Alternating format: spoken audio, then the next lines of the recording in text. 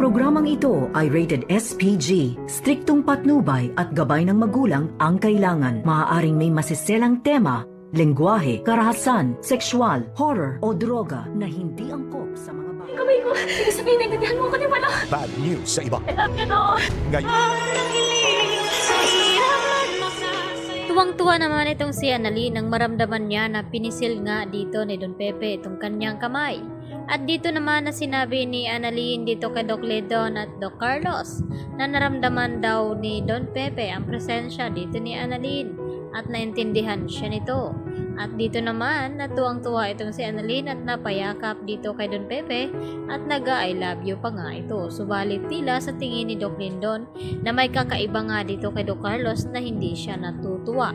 Dahil bad news nga dito sa kanila dahil kapag nagkamalay at nakapagsalita na itong si Don Pepe, baka mabanggit dito ni Don Pepe dito kina Annalyn at RJ at Giselle ang tungkol sa sekreto dito ni Carlos na siya nga ang tunay na ama dito ni Zoe at hindi lang iyon dahil itong anak ni Carlos na si Zoe ay siya din ang tumulak dito sa bangin ni Don Pepe. At sisiguraduhin nga ito ni Don Pepe na mabubulok sa kulungan ang nagpapahirap sa kanya na kung bakit nakaratay ito si Don Pepe sa ospital ngayon.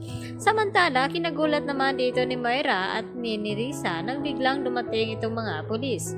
Dahil sa mga nakuha nga ng mga pulis dito na medical supplies dito sa hideout ni Balahadja, ay gusto naman nila na makuhanan ng mga fingerprint itong si Myra at itong si Zoe. At nagtataka nga itong si Myra na kung bakit siya ba daw ang suspect sa nangyaring kidnapping.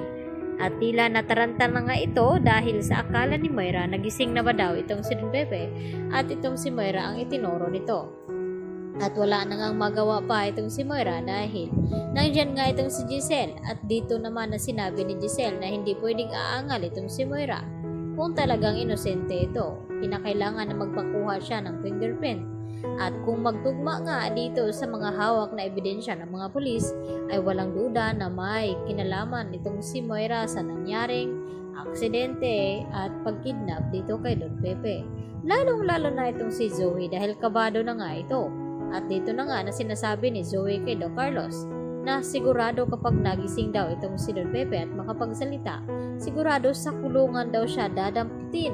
At hindi lang iyon, kamumuhian pa siya dito ni RJ at ni Giselle at lalong-lalo na ni Annalyn dahil nagawang sakta ni Zoe ang lolo nito at kahit alam niya na hindi nga siya tunay na apo ay dito pa rin niya nagawang itulak itong si Don Pepe sa bangin. Kaya nagiging critical naman ang kalagayan ngayon ni Don Pepe at hindi naman sumusuko sa pagdarasal itong si Lynette at Annalyn na makarecover agad itong si Don Pepe.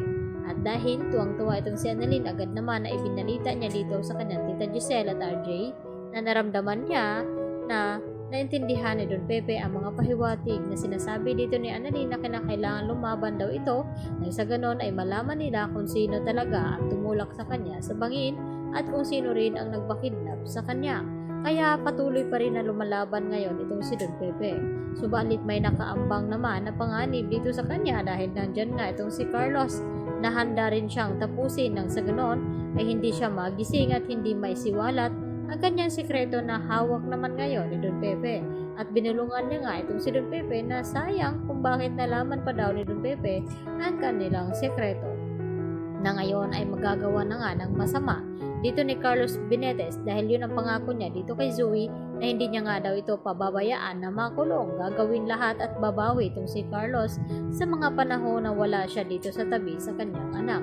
Kaya problemado din ngayon itong si Carlos dahil naipit din siya dito sa sitwasyon dahil nakasalalay dito ang buhay ni Zoe na magiging pariwara kapag nakulong.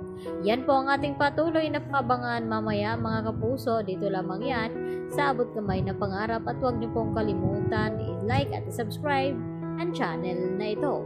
Hanggang sa muli, maraming salamat. Bye-bye!